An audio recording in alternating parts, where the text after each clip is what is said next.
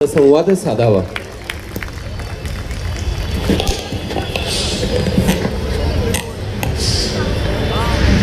नमस्कार.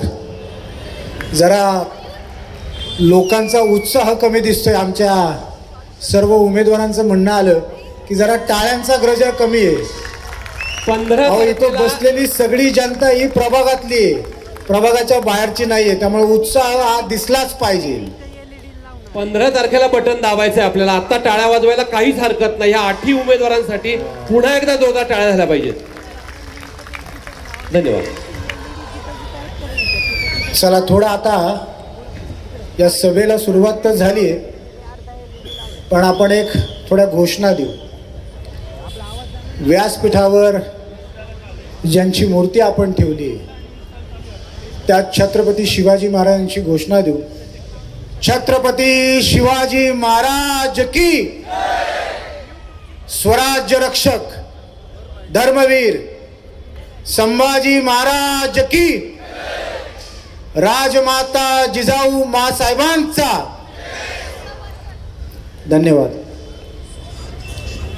प्रथमतः प्रभाग क्रमांक 30 कर्वेनगर हिंगणे होम कॉलनी आणि प्रभाग क्रमांक 32 वारजे पॉप्युलर नगर या दोन्हीही प्रभागातील राष्ट्रवादी काँग्रेस पार्टीच्या 8ही उमेदवारांच्या प्रचारार्थ जी आज या ठिकाणी जाहीर सभा होती आणि जी जाहीर सभा ज्यांच्या नेतृत्वाखाली होती ते सन्माननीय महाराष्ट्र राज्याचे उपमुख्यमंत्री आदरणीय अजितदादा पवार साहेब, आदरणीय व्यासपीठावरील सर्वच सन्माननीय उमेदवार, उपस्थित असलेल्या 70% महिला भगिनी, उपस्थित असलेले आमचे सर्व बंधू आणि मित्रपरिवार.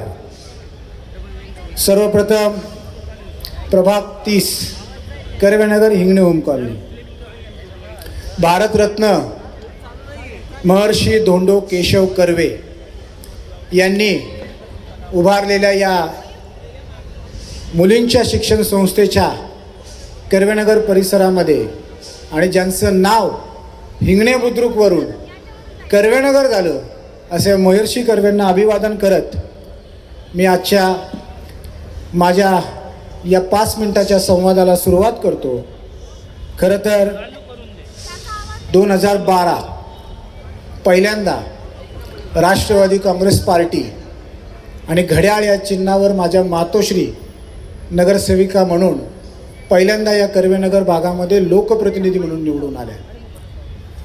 2012 ते 2022 या 10 वर्षाच्या कालावधीमध्ये जर आपण पाहिलं असेल, ना भूतो ना भविष्य अशा पद्धतीचे प्रकल्प आपण या कर्वेनगर भागामध्ये साकारले. हे साकारत असताना मातोश्रींच्या माध्यमातून मला राजकारणामध्ये, समाजकारणामध्ये, सांस्कृतिक, कला, क्रीडा, साहित्य अशा अनेक क्षेत्रामध्ये काम करायची संधी मिळाली. आणि ही संधी मिळाल्यानंतर सर्वात महत्त्वाचा जर आम्ही दोघांनी केंद्रबिंदू जर कोण ठेवला असेल ना, तर प्रभागातला सर्वसामान्य नागरिक. आणि हा सर्वसामान्य नागरिकाला ज्यावेळेस केंद्रबिंदू ठेवलं त्यावेळेस हे सगळे प्रकल्प अतिशय सुंदररित्या झाले. आज इथं बसलेल्या माझ्या सगळ्या महिला भगिनींना आणि माझ्या सगळ्या मित्रपरिवारांना मी माझ्या या संवादामधनं छोट्या छोट्या 2-4 गोष्टी सांगणार आहे. सर्वात पहिल्यांदा आपण एक लक्षात घेतलं पाहिजे, ही निवडणूक आपल्या शहराची आहे, ही निवडणूक आपल्या प्रभागाची. त्यामुळे या निवडणुकीमध्ये पुढच्या काही दिवसात आणि जे गेल्या काही दिवसात असं सांगितलं जाते की केंद्र शासनाकडनं आम्ही ह्या योजना आणल्या, राज्य शासनाकडनं आम्ही ह्या योजना आणल्या, तर या पद्धतीच्या कुठल्याही भूलथापांना बळी पडू नका. ही निवडणूक आपल्या प्रभागातल्या समस्यांविषयी आहे. ही निवडणूक आपल्या पुणे शहरातले जे काही प्रश्न आज आहेत ते प्रश्न सोडवण्याकरता ही निवडणूक आहे.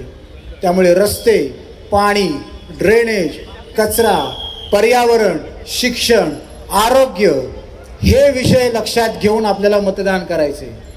त्यामुळे हे विषय जर समोर ठेवले तर आपल्या मुलाबाळांचं पुढचं भविष्य चांगलं होणार आहे. त्यामुळं इथं असलेल्या सगळ्या उपस्थित नागरिकांना माझा हा सर्वात पहिला मुद्दा आपण समजून घ्या. कारण अनेक गोष्टींकडे ही निवडणूक वळवण्याचा प्रयत्न पुढच्या 4 दिवसात होणार आहे.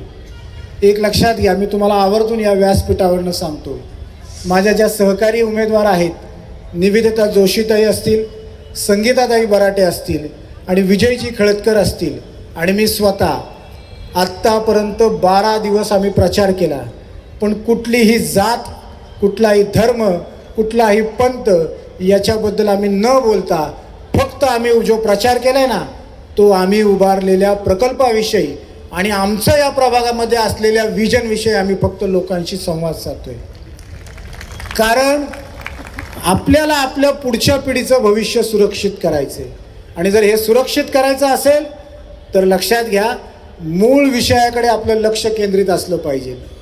मी तुम्हाला आवर्जून सांगतो की एखाद्या नगरसेवकाने रस्ते, पाणी, ड्रेनेज ह्याच्या पलीकडे जाऊन जर काय करायचं असेल तर तुम्हाला सांगतो, माझ्या मातोश्रींनी जी अब्दुल कलाम शाळा उभारली, तुम्ही एक लक्षात घ्या, 21व्या शतकात महानगरपालिकेच्या शाळेमध्ये प्रवेश घेणारी संख्या जर पाहिली ना तर अतिशय नगण्य.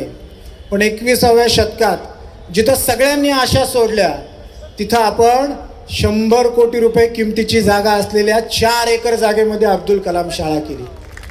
लक्षात घ्या, आज त्या अब्दुल कलाम शाळेमध्ये शिक्षण चांगलं आहे का? हो, चांगलं आहे. मैदान आहे का? हो, आहे. इमारत चांगली आहे का? हो, आहे.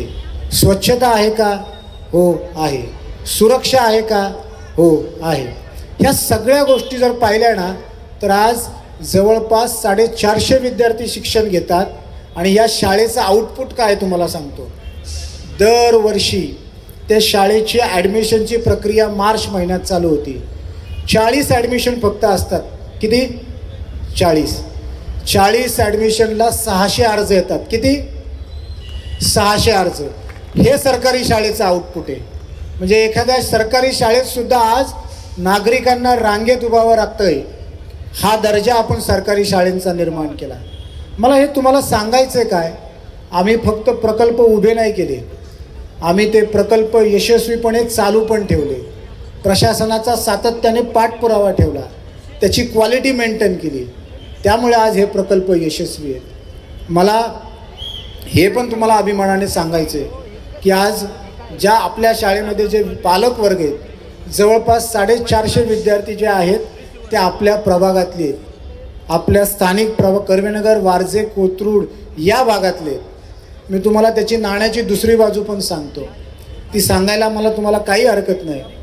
ह्या सगळ्या गोष्टी शाळेमध्ये चांगल्या असताना अनेक पालक आमच्याकडे येतात. मी तुम्हाला खरं सांगतो, कोरोनाच्या महासाथीमध्ये अनेक नागरिकांची आर्थिक परिस्थिती बरीच बिकट झाली होती.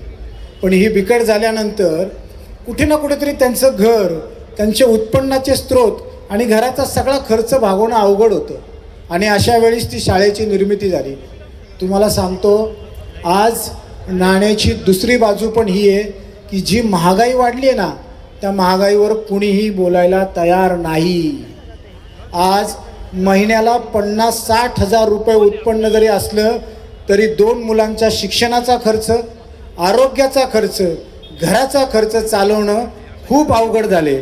त्यामुळे आपण जे प्रकल्प उभे केले ते इतके सुंदर केले. स्वराज्य रक्षक छत्रपती संभाजी महाराज क्रीडा संकुल, आज टेनिस कोर्ट, हँडबॉल, तायकांदो असे 16 प्रकारचे खेळ प्रकार चालतात.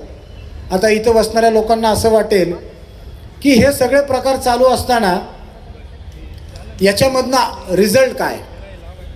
तुम्हाला सांगतो, 9 वर्षामध्ये हे जेवढे खेळ आपण या भागामध्ये निर्माण केले ना, आज आपल्या भागातले 36 मुलं नॅशनलला खेळतात. किती?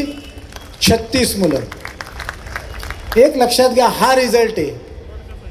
कुठल्याही प्रकल्पामधनं रिझल्ट ओरिएंटेड काम पाहिजे ते लक्ष्मीताईंनी करून दाखवलं. माझ्याबरोबर माझ्या 3ही सहकाऱ्यांचं आणि आमच्या चौघांचं एकच विजन आहे की सर्वसामान्य जनतेला महागातला खेळ अत्यंत कमी पैशामध्ये आपण इथं द्यायचा. ही सरकारची जबाबदारी आहे, ही महापालिकेची जबाबदारी, ही नगरसेवकाची आमची जबाबदारी. आणि एक लक्षात घ्या, तुमचा आर्थिक भार जर कमी करायचा असेल तर या कर्वेनगर भागाला भविष्यामध्ये एक अद्ययावत सुविधांसह असणारं हॉस्पिटल फार काळाची गरज आहे.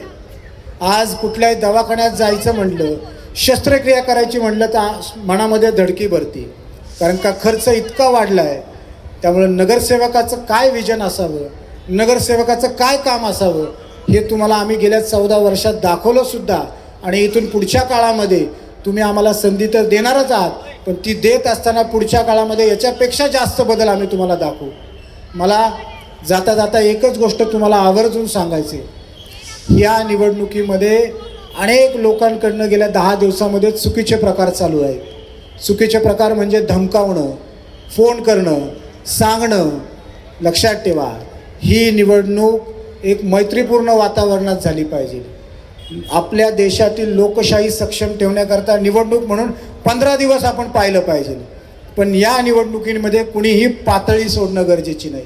त्यामुळे माझी या सर्वांना, पुढच्या उमेदवारांना पण विनंती की निवडणुकीमध्ये आपला केंद्रबिंदू ही जनता पाहिजे.